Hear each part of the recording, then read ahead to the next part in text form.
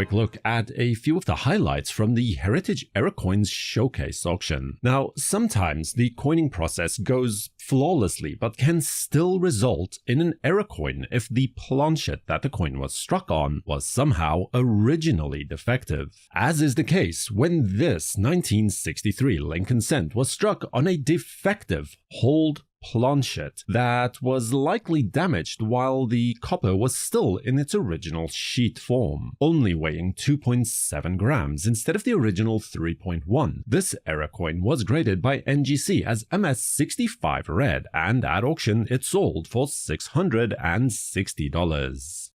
And error coins are by no means the exclusive domain of modern coins either. Here we see an example of a 1797 large cent that was clearly struck multiple times. In fact, you can see details of the reverse design on the obverse of this coin, the MER of America, as well as some of the leaves of the olive sprigs can be seen towards the top left of Liberty's head, and then similarly the T and E of States remains visible towards the bottom right of the obverse of the coin as well. This piece was authenticated by NGC with a grade of VF details and sold at auction for $780.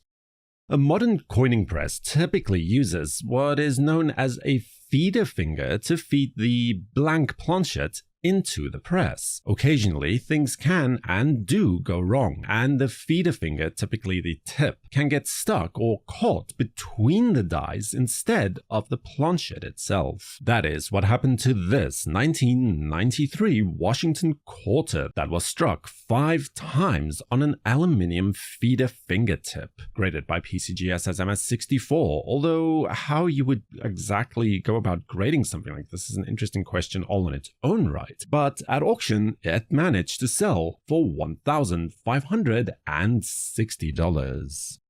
Off-center strikes are some of the more common error coins that you might encounter, as it is also quite easy to see how something like this could happen. The planchet was simply not seated correctly between the two dies, and the result is a coin that was struck quite literally off-center. But to find a coin that is struck so broadly off-center, nearly 50%, is really quite rare actually. This 2000 dated Sacagawea dollar coin was graded by NGC as MS66 and at auction achieved a closing price of $2,760.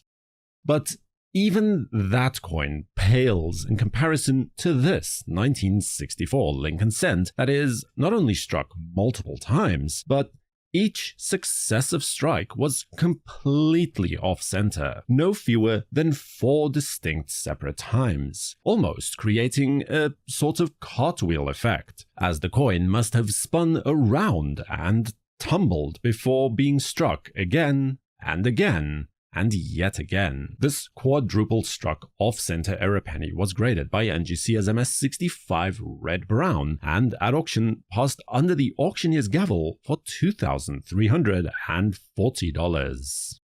Now, here we have a fantastic wrong planchet error coin, where a Jefferson nickel was struck on a Lincoln penny planchet. But more so, this is a 1983 nickel struck on a copper penny blank, a full year after the US Mint stopped using 95% copper planchets for the Lincoln cents, and at that stage had already transitioned to the newer zinc core planchets that we still use to this day. So it must have been a leftover planchet from a previous year at least, graded by PCGS as MS65 red with a confirmed weight of 3.1 grams. It sold at auction for $3,120.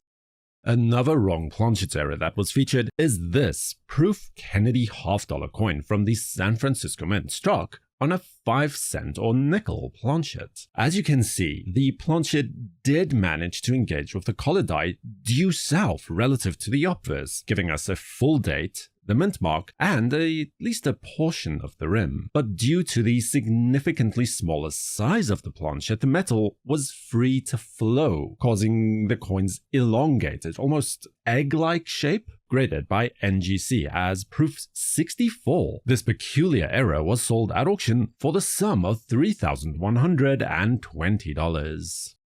When a coin is struck normally, but then gets stuck to the hammer die before a new planchet is fed into the press, that planchet then becomes struck with the first coin still stuck to the hammer die, causing the obverse of the first coin to be impressed into the new coin as the reverse image. This is what is known as a full mirrored Brockage. The reverse is then essentially an incused mirror image of the obverse design and makes for a fantastic error coin. This 1965 nickel 3-cent piece is a great example of that, graded by PCGS as genuine with uncirculated details, and it was sold at auction for $3,600. And now for a very attractive first year of issue Eisenhower dollar. This 1971 D. Ike was initially struck normally, but then, for whatever reason, the coin failed to eject properly from the press and was struck for a second time, creating this double-struck error coin. The second strike was rotated slightly and about 20% off-center, leading to some interesting doubling effects on the obverse, including almost 2 complete dates. Graded by NGC as MS61, at auction, this fantastic error coin was sold for $3,960.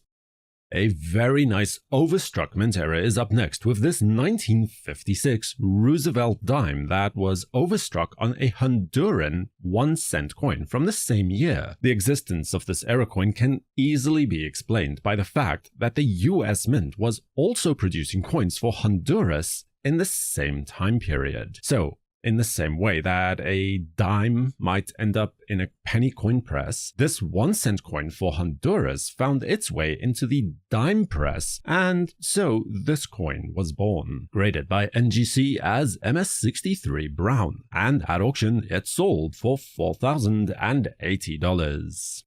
Stunning error coins within the Standing Liberty quarter dollar series are surprisingly scarce, especially considering the peripheral drama surrounding the minting of these coins in general. But rare they most certainly are, and this coin is about as spectacular as they come. Struck around 10% off-center due north relative to the obverse, where the date of 1917 remains intact, and you can also clearly see that this is a Type 2 Standing Liberty from the San Francisco Mint. Graded and authenticated by NGC with a detailed grade of uncirculated due to scratch marks left on the reverse of the coin, though given its rarity and the overall desirability of a coin like this, I doubt that that had any impact on the closing price of the coin at auction of $4,560. Subscribe to WNN and activate notifications so you'll know when new videos are released. For the World Numismatic News, I am Numisman saying thank you for watching, keep collecting, and have a fantastic day.